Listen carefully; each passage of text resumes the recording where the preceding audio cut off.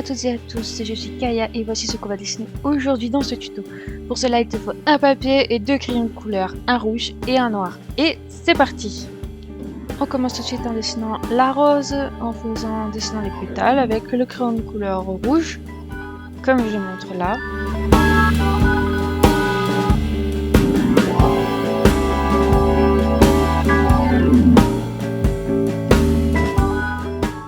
On a fini notre rose et on va la mettre en couleur. Je suis d'accord avec vous, ça ressemble complètement à rien et c'est normal. Astuce coloriage. Et on commence directement par ce qu'il ne faut pas faire. Appuyer comme un bourrin sur le crayon et faire des traits comme ça, non. Ce qui est à faire, des cercles, des cercles, des cercles. On pose la mine parallèle au papier comme ça.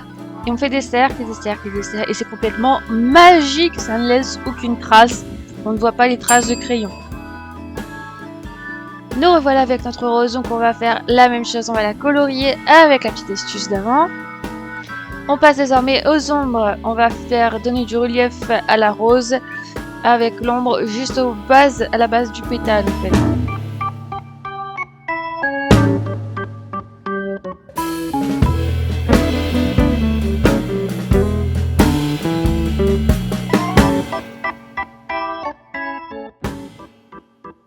Notre rose est faite, nous allons donc maintenant pouvoir passer à la suite du dessin, donc avec les lèvres au crayon rouge. On commence par faire les contours tranquillement. Pareil qu'avec la rose, on commence toujours par les contours et après on finit avec la couleur, les ombres, etc.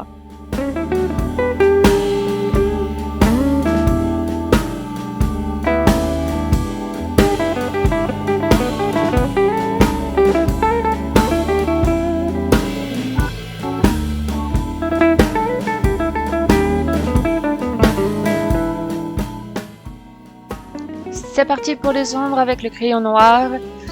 Donc voilà, j'essaie de faire un petit peu comme moi ce que je fais. On va faire les dents.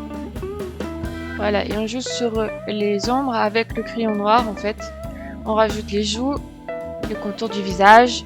Et on rajoute les ombres par-ci par-là, ce qu'on appelle salir le dessin en fait. Et on estompe avec le doigt, du coup, la petite astuce. Voilà le dessin final que vous devez avoir. Moi j'ai eu des problèmes de caméra, j'ai pas pu vous montrer toutes les ombres. L'ombre juste ici, au niveau du cou, doit être plus foncée. Donc là on peut y aller avec le crayon noir comme avec les roses. On a aussi l'ombre du nez ici. Et on peut rajouter un cadre ici, comme moi je l'ai fait. Bon, faut essayer de le faire un peu plus proprement. Moi j'ai fait au Posca, mais j'ai plus trop l'habitude, donc j'ai un peu bavousé partout. Mais voilà le résultat que vous pouvez espérer obtenir à la fin. N'oublie pas de cliquer sur le pouce en l'air si tu as aimé ce tuto pour me soutenir et à le partager avec tes amis.